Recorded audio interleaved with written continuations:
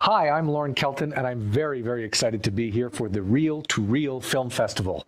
My presentation with you today is called Story Deconstructed, the building blocks of effective storytelling. Now, every story, no matter how it's told, needs to have a handful of critical elements. What are they? Well, some of them include your plot.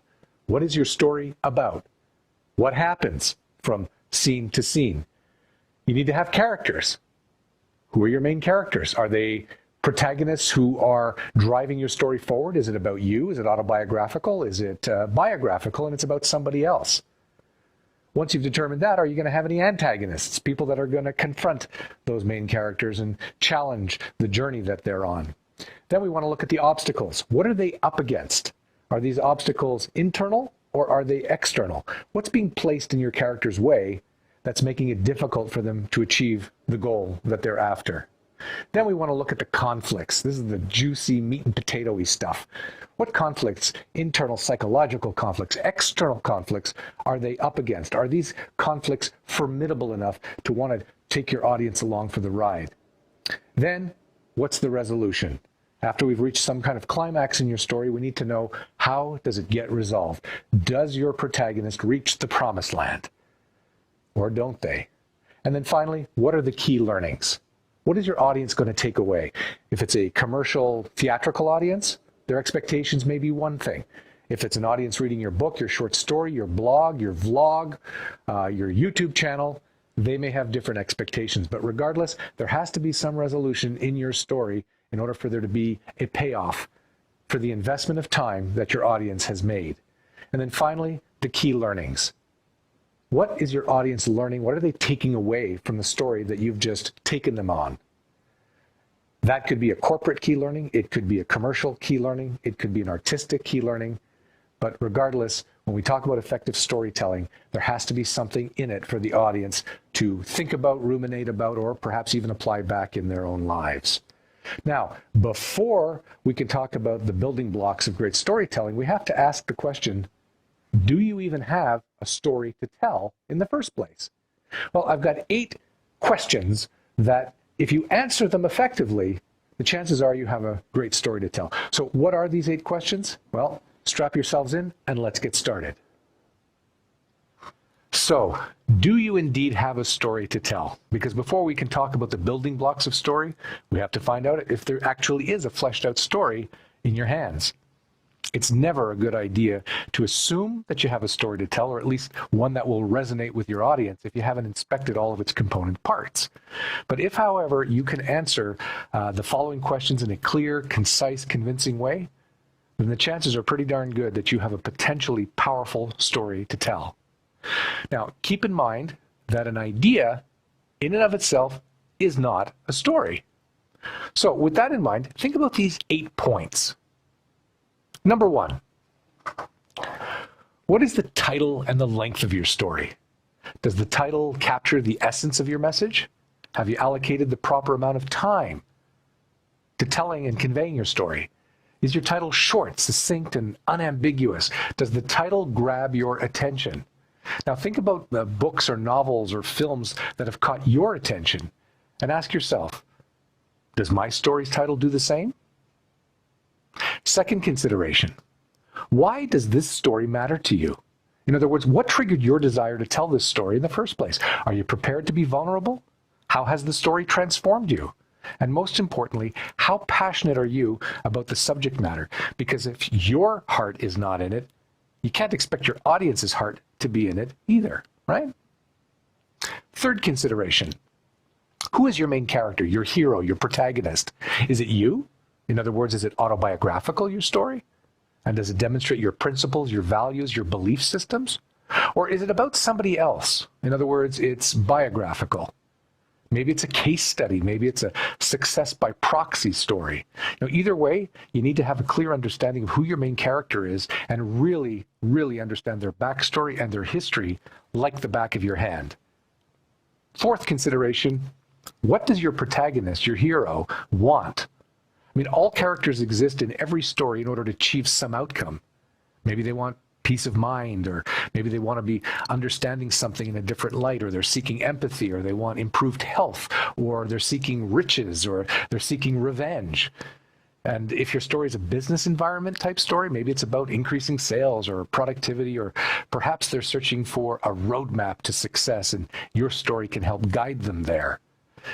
Regardless of what it is, you need to have absolute clarity about what it is that your main character desires.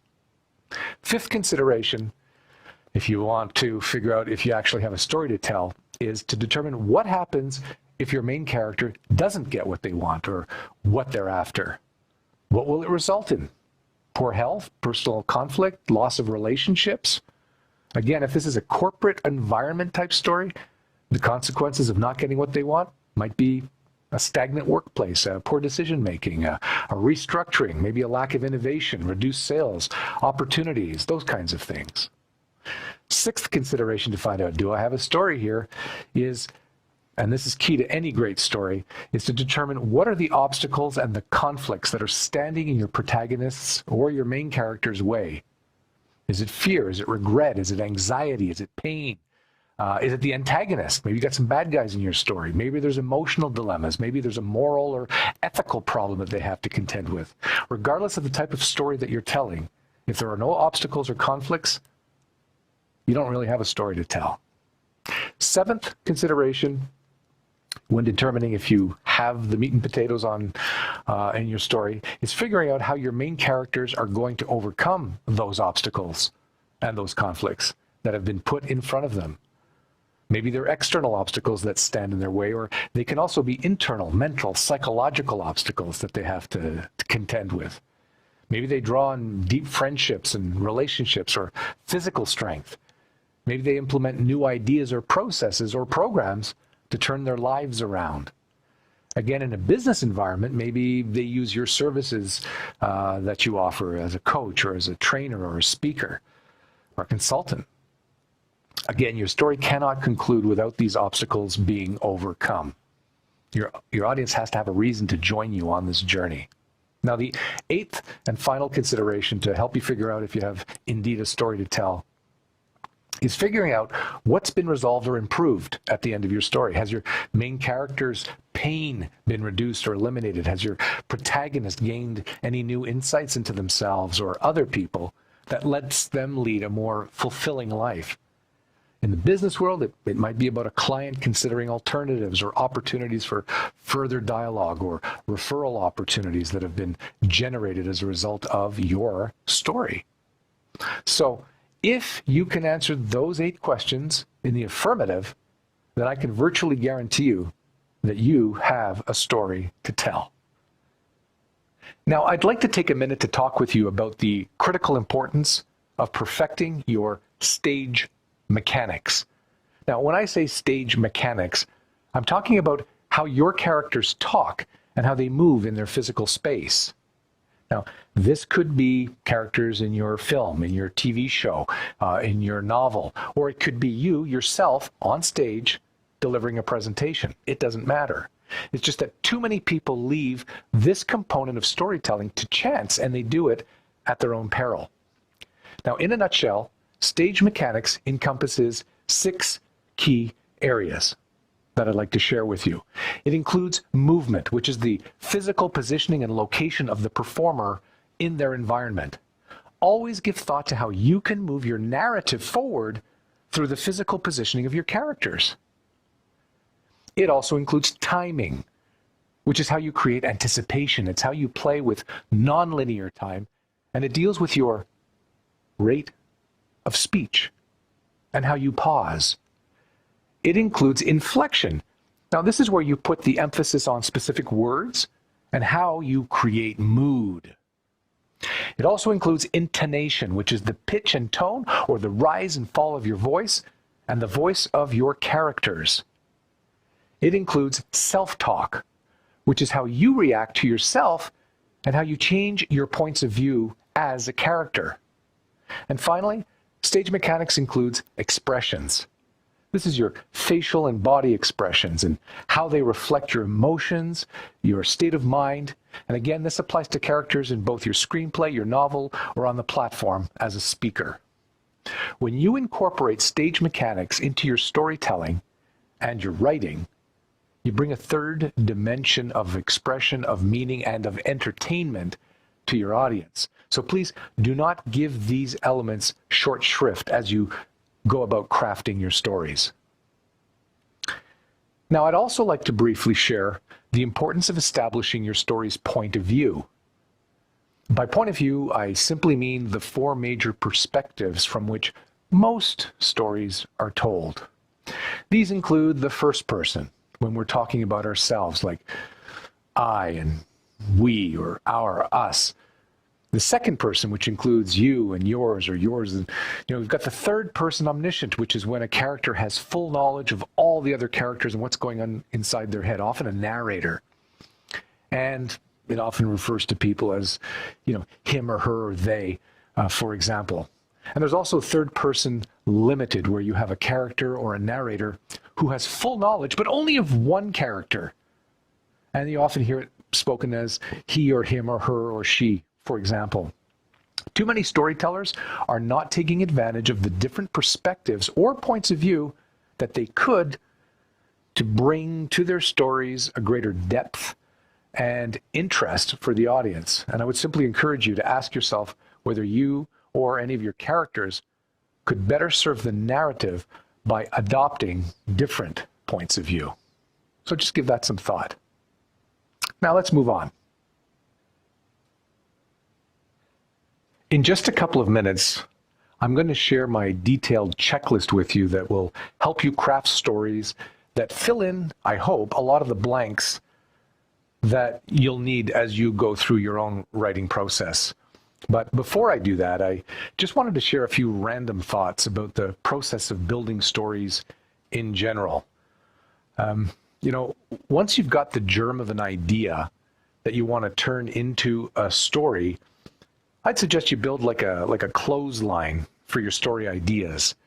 It's where you can hang all the individual events that happen sequentially through your story. And it'll give you kind of a linear way of visualizing the sequence of events that you're building, and it'll help ensure that your character is always forward moving and that the things that happen to them make sense. Audiences hate when things don't make sense. Now, everything that happens in your story has to be a function that serves to either help or hinder your main character's journey towards their goal. If you have a scene that does not accomplish that goal, you got to get rid of it. Now, one of my favorite writers, perhaps one of yours as well, is Aaron Sorkin. And he always talks about intentions and obstacles. What is your character's intention? In other words, what does he want to accomplish? Where does he want to go? What does he want to achieve? And what are the obstacles standing in the way? Now, that's a refrain that you're going to hear continuously because it's the bedrock of effective storytelling. And I've had to learn that lesson the hard way many times. So if all you do as you develop your story is ask yourself, what is it that my main character wants? Why does he want it? What's going to happen if he doesn't get it? And what are the obstacles keeping him from getting there? Then I can assure you that you're well on your way to developing a potentially classic story. And you'll hear me repeat those themes as well throughout this presentation. And there's a reason for that. Another concept that I talk a lot about is empathy. Because in storytelling, empathy springs from conflict. And conflict is key. No conflict, no story. As you write your story, maybe you want to show your main character being, I don't know, for example, a victim of some undeserved misfortune. You may want to put them in jeopardy. Why? Because we empathize with people that we worry about, that we care about, that we're invested in. Now, you can make them good and kind-hearted so that what they confront is seen as even more harsh. You can make your character funny. You can make them powerful by giving them a skill that we, as the audience, might admire or aspire to, or that we can latch onto. You got to keep in mind that the audience wants to understand the fear that they feel vicariously on behalf of your character. Now, one of the best ways that you can achieve this outcome is to have a strong story opening. I always like to suggest that the opening of your story be your main character living their everyday, normal life existence before anything exceptional or extraordinary happens to them. See, that way they can identify with the character's existence and relate it to their own world. Then you can introduce the crisis, the thing that happens, the inciting incident, as I like to call it, that forces your main character out of their current state and into a situation that they have to solve, where there's some major problem at stake and they have to dig deep. We then get to watch as your character pursues their goal by choosing specific steps that are going to lead to some significant change in their current reality. That's what we want. We want that arc. Now, it's those pursuits that trigger the conflicts that they run into and the obstacles that they have to overcome. We, the audience, who you're writing for, we get to watch as your character has to go and find the resources necessary to overcome and surmount those obstacles. That's the nail-biting stuff. So all of this leads to the climax, which is when your main character actually achieves that goal, although it may be a different goal than the one that they started with, right? And after that, you get to show us, as the writer, the denouement, the ending, the aftermath, and what their new reality looks like now that they're on the other side. And how are they now living? We get to see how the voyage of discovery changed their life and how it contrasts with how we initially saw them. That's the excitement. That's character development. Now, this is where the audience can identify with the journey and decide for themselves if the stakes were high enough to justify all the conflict and obstacles that they witnessed, that you put in front of them. I'd also encourage you to remember that unless you're writing a diary, your story is probably intended for public consumption. You don't want your audience consuming your story and then telling themselves when they get home or when they close the book that that's 2 hours of their life that they'll never get back. And though storytelling does have no hard and fast rules, it does have guidelines that have been proven over centuries. And so I encourage you to follow the rules before you decide to embark on breaking them. So to that end, this next part of my presentation is intended to provide you with some of the hardest lessons I've had to learn in my own writing journey. And I hope that you'll find some of these points helpful as you construct your own narrative with your own characters for your own audiences. I'd like to share my 30-point checklist with you to help you develop more powerful stories. And I'm going to use a mix of examples because many of you are filmmakers, others are speakers or presenters or keynoters, and you all tell stories in different contexts. But all storytelling shares many important principles. So let's get into them. First thing is you got to have a beginning, a middle, and an end. May sound pretty straightforward, but as a storyteller, I encourage you to respect the 3-act story structure. After all, it's been around since the days of Aristotle. Over 2,500 years ago, he wrote the Poetics, which you can still find online. And it's where he lays out his ideas about dramatic theory. So with Act 1, you're establishing your main characters, the relationships, and the worlds that they live in. This is where the inciting incident takes place that triggers the rest of the story. This is where your plot gets rolling. And we want to know if the protagonists are going to reach their goal or get what they're looking for or not. And by the way, the word incite comes from the Latin verb meaning to move into action. That takes us into Act 2 in your story, where you're developing the skills necessary, or your characters are, to overcome the conflicts that were presented in Act 1. This is where the protagonist develops a higher sense of self-awareness, and they're typically assisted in their journey by other people who support them. It could be gurus, friends, family, spiritual forces, books, colleagues, that kind of thing. That takes you into Act 3. This is where your climax takes place, where the tensions are brought to their highest point, resulting in a resolution that completes the journey of the main character. That's where there's a new sense of who you really are. If you're able to share it with the audience, and hopefully they can experience it vicariously. This is also where the stage mechanics, which I'll talk a little bit more of after, come into play. The next thing is, have you built trust? Because it's next to impossible to build trust with someone in less than an hour in the real world. But in storytelling, all rational considerations are suspended. And that's where you have an in with your audience. Because the audience will give you the benefit of the doubt as long as your character is consistent throughout the journey. You know, just like in real life, trust is built through consistency of your words and actions. So ask yourself, does your character do what they say they're going to do? Do they keep their promises? Because remember that trust opens the door to empathy. Next, you got to practice what you preach. This is especially true for the keynoters or presenters out there, because nobody knows for sure if they're witnessing on the platform the real you or not. But they might just find out. So you want to make sure you're living up to the pre-conference or pre-event commitments that you've made. And in your storytelling, you want to do the same. Don't let people see two very different sides of you, like none of this Jekyll and Hyde stuff. So you want to look for inconsistencies in your story. If you stand for something, then make sure you stand for it throughout your story. Because inconsistencies are going to preclude your audience from getting on board with your message. And they're going to find the holes in it pretty quickly.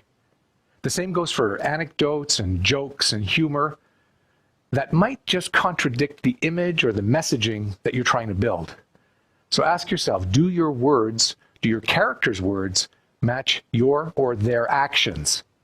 If it's an autobiography, or you're telling a story about yourself, are you acting as your character would act in real life? How do you want to be perceived once you step off the platform? And as per that overworn phrase, you don't get a second chance to make a first impression. Think about that and ask yourself, are you acting or are you performing? You want to make sure the real you is the same person in front of the curtain, in front of the camera, as it is backstage. Next, we want to look at making sure that your content is fresh and not derivative, because your audience can fact check you in real time, and they can smell a rat a mile away. So just simply tweaking someone else's words isn't going to cut it. You want to triple check that your story is your own, or if it's biographical, that it's true to its subject.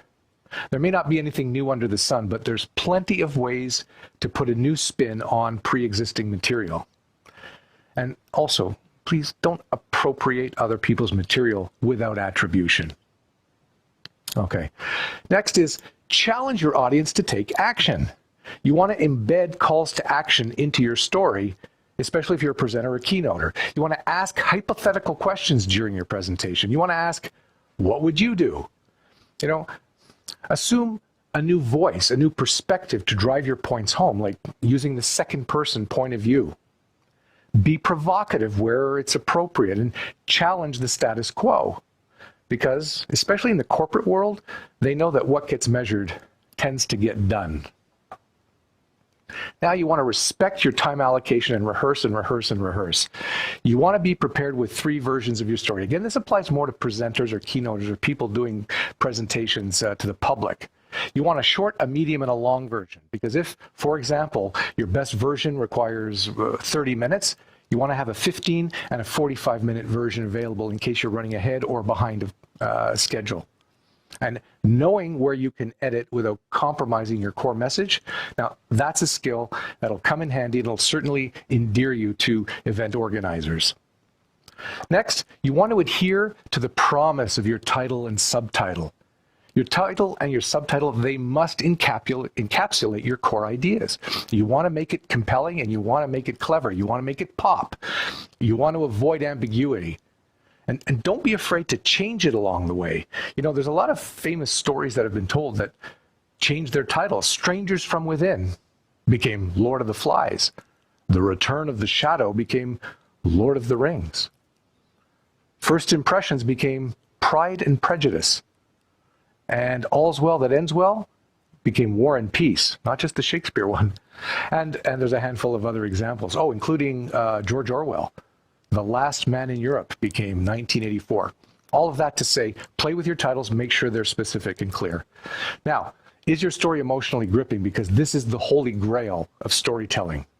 Your character's current state versus the changed state that you want them in is what creates the emotional resonance. Emotions cover comedy, they cover drama, and everything in between. This is where your performance, your stage mechanics, can play a huge role in imparting an emotional connection with your audience. And that's particularly important for the directors out there who are directing film and television. You know, you can use strategic pauses, vocal changes, volume, and intonation. These are all your closest friends to help you drive emotional resonance. You can't just deliver gripping emotion in monotone unless the subject matter itself is so over the top that it needs no external support. So examples of this would include documentary interviews of murderers who share their explicit details of their crimes without flinching or moving or raising an eyebrow. But that's more the exception than the rule. And some comedians also use monotone to great effect, like Stephen Wright, if you're familiar with his work. Now, for most of us, however, our physical presence can convey as much detail as our words. Use a rich vocabulary, and by rich I do not mean fancy. I mean descriptive, visual, cinematic, imaginative. Your words matter. Know the meaning of your words and use a rich vocabulary. Never dumb it down, but instead smarten it up. Don't go for the lowest common denominator, because honestly, you can't know what the denominator is for the audience that's watching your art. Your word choices should be reflective of how you actually talk, or how your characters talk. There's never been a great movie or novel created that was based on poor writing. And there's a lot of examples of directors who have made films where they've stopped production partway through because they realized that the story was not translating to the screen the way the words were anticipated. Like with Apocalypse Now, Martin Sheen replaced Harvey Keitel, or with Back to the Future, Michael Fox replaced Eric Stoltz. Not because they were poor actors, but because the narrative was better served with a different personality. Your story's got to be true, but not necessarily factual. Okay? The essence of your story must reflect what you or your characters went through, yes, but the road you take to get there, it can be paved with very imaginative stones. You can be selective with the elements you choose to share and those that you want to hide. Your primary objective is to convey your core message and ideas, but the canvas that you use to paint with can be in varied colors. So keep in mind that your story, to have the emotional power necessary to compel action or reaction, you need to heighten and dramatize what actually happened, i.e. the truth. So give thought to that. This one, again, is more for the presenters, but make data sexy, or at least emotional, seductive, alluring, sensual, inviting, stimulating, whatever word works best for you. People don't tend to get emotional about data points up on a slide. They often have facts and figures of their own that might contradict what you're saying. So if you're introducing data, be sure it has an emotionally compelling reason to be included in your story. Give numbers a life of their own and add some stage mechanics to make them less dry. You can say, now what these numbers mean or tell us is, and then bring some humanity to it. Now, how do you create empathy? Well, you got to share your fears and you got to share your flaws. And this goes for your characters. When you're vulnerable, your audiences, they're going to be eating out of your hand. You can get to vulnerable in steps, one breadcrumb at a time. You can create safety for yourself and the audience by sharing your lived experience and then building on those experiences until you've fully exposed your truth or your character's truth. You see, that's where empathy will flow more freely and where you'll enhance the chances that they're going to apply your teachings or retain your message, and at the very least, critically think about your story. Next, you want to create anticipation. Cliffhangers are great. They're a great way to keep your audience engaged and awake. You don't always have to tell your story from start to finish. You can stop at key points and come back in order to create tension or conflict, and then reflect back on what just happened. You can pause your story and come back to it. You can ask open-ended questions about what the character did or didn't do. You can make it non-linear and play with timelines.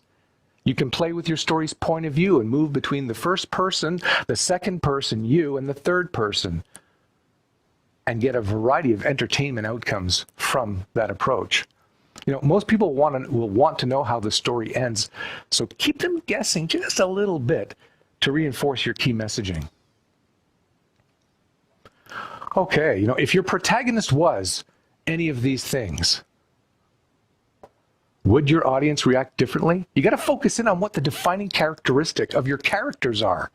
You've got to leverage the attributes that can help propel your message with more emotional resonance.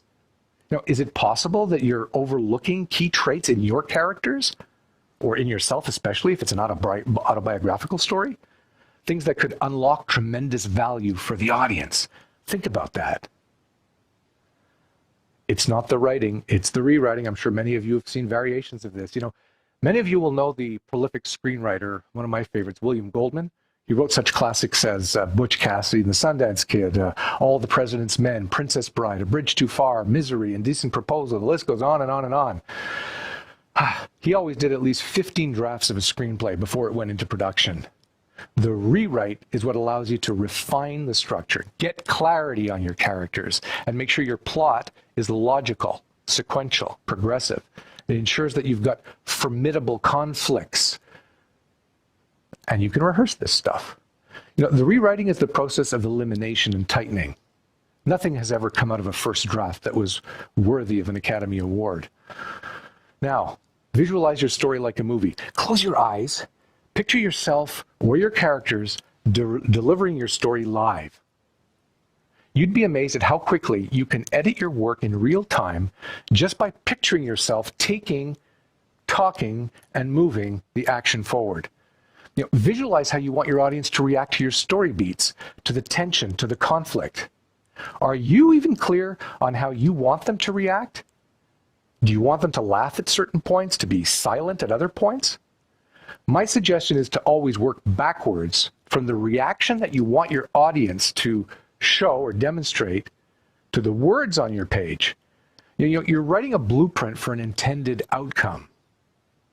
Also, what do your stage mechanics look like as you tell your story?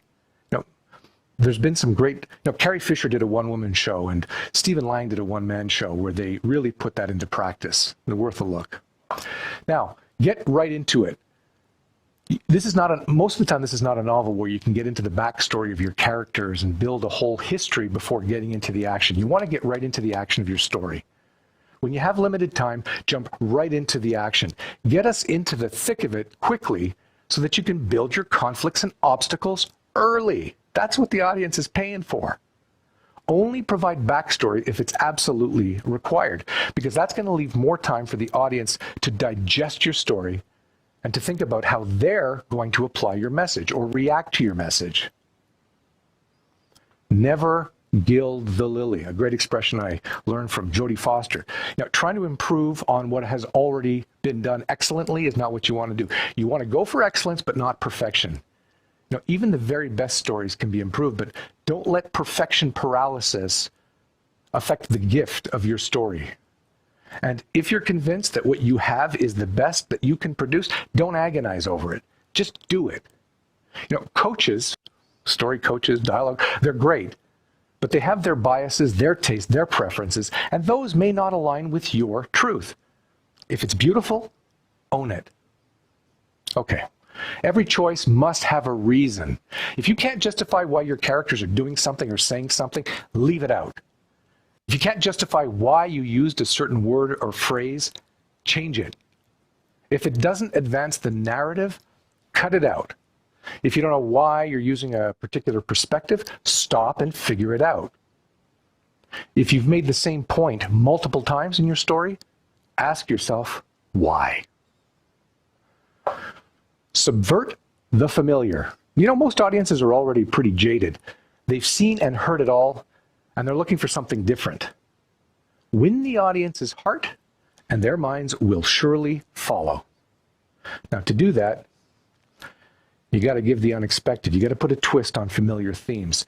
If you're going to do or say the familiar, then at least do it or say it in unfamiliar ways. Use metaphors creatively.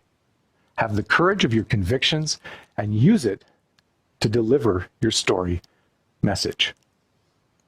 Now, if your story moves you, it'll move your audience. I mean, you've got to start with that premise, right? Otherwise, why bother? The chances are pretty good that if you, as the writer or storyteller, are emotionally connected to your story, then you can convince your audience to be connected as well. You got to trust your gut instinct to know, and don't be dissuaded by critics, coaches, gurus, or self-help books. Be open to constructive criticism, yes, but don't depend on those elements that are core to your being.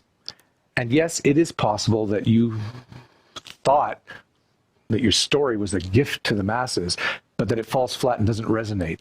I mean, think about Heaven's Gate. Nobody goes into writing something for it not to be successful, but trust your instincts. Show, don't tell. Wherever possible, demonstrate the story element. Don't speak it. This is true of all your characters and antagonists. Speaking is a performing art, and your words should complement your actions. You can even use your physical movement to contradict your spoken word for dramatic effect. Consider the use of basic props and sound and imagery and lighting to personify your message. Not enough keynoters and presenters do that kind of thing. Next is turn your location into a character where it's appropriate. If your story takes place somewhere where the location creates a mood or the geography is integral to your story, do more than just say where it is. Paint vivid pictures that take us into the streets or buildings or landscapes that you're sharing with the audience in your story. Use your physical movement to show us what it felt like to be there, on top of the building, in the airplane, in the eye of the storm, in the desert, in the hot kitchen, wherever. Some films that have done this really well, think about Sin City, or Last Train to Babylon, or The French Connection, or A Passage to India. There's lots of examples where location was a character. Now, make your villain colorful. If your story has an antagonist, don't make them two-dimensional. Flesh them out and give them some life. This is going to help ensure that the conflicts and the obstacles that they face are more believable and visceral for the audience. If possible, give them some positive traits that we can empathize with. The best bad guys have empathy. Remember, your antagonists are there to support your main character's overall journey, right? By serving as an impediment to them getting to where they want to be. Now, become an excellent exaggerator. Don't confuse exaggeration with dishonesty. It simply means being larger than life, overemphasizing certain points, overstressing certain words or gestures for effect. Allow your audience to identify with your characters through empathy. It's a word we use a lot in storytelling, but it's very important. You've got to bring the audience along for the ride, and empathy is the easiest way to do that. The audience has to feel something for your characters, and how do they do that? Think about a famous character in a book or a film and ask yourself some of these kind of questions, like, why do I care about that character? What did they say or do that got me interested?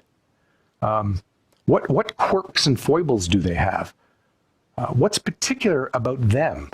Are they self-deprecating? Do they show their vulnerabilities? What have they confided to the audience? How do they interact with others? Once your audience has a vicarious relationship established with your characters, good or bad, the rest is easy sailing. All right. The obstacles, can't emphasize this enough, the obstacles must be formidable. The audience has been through their own traumas, their own breakups, their own health crises, their own financial troubles, broken marriages, torn families. And so your story is up against a lot of competition, even though most of the audience isn't planning on sharing theirs with strangers, and you are. It's not the scope or the scale of your story that matters. What matters is creating an emotional bond with your audience. Great stories aren't great because of the status of the hero. I mean, think about Jean Valjean in Les Miserables, for example. They're great because of the way the hero, you or someone else, overcomes the obstacles in front of them. The best stories, they're about everyday people who find the courage to become more heroic through the course of their journey. And that's where you have the edge, because you can now craft that story using so many different tools in your creative toolbox. Now, your resolution must help to improve the lives of your audience. What do we mean by that? Your story should ultimately be client-centric or audience-centric. Your main character is supposed to have grown or changed from where they started to where they are now, right? And the journey should serve as a proxy for your audience. If your audience stepped into the shoes of your protagonist, of your main character, of your hero, would they be satisfied with the outcome that you wrote? Would they feel compelled to look at their situation in a different light? Because if the answer is yes, then your story has succeeded. Okay, a pet peeve of mine. You got to remove all the unnecessary words, and you got to avoid filler at all costs. Please promise me that you'll review your stories and remove all the adverbs. I know I'm going to get some bad comments for that, but unless you can justify why an adverb is being used, it's got to go. It's a lazy way to show emphasis where a standalone word would be much more powerful. And unnecessary words, they flood your story and dilute its impact. Lean and trim is always better. Shorter sentences are always more impactful than longer ones. Now, this is one of the most effective and surefire ways to improve your story writing. Now, the last slide. Your audience is smarter than you think. Never try to hoodwink your audience or pull the wool over their eyes. Like we said earlier, if you're derivative, then chances are good that someone's going to know and find out. And that's going to diminish your credibility. Certainly going to dilute the impact of your story. It's great to borrow from others and stand on their shoulders, yes, but give them credit and provide a new take on an existing learning or message. If you're in the corporate world, you want decision makers to think of you first, and you want them to feel you're the best when they need what you sell, and your story can be the single most effective reason why they reach out to you. So, with that said, I want to thank you for all of your great participation and comments and inquiries. I truly believe that by applying your talent, energy, discipline, and resilience, you're going to create powerful stories that are emotionally gripping and enjoyable for your audiences. Thank you so very much.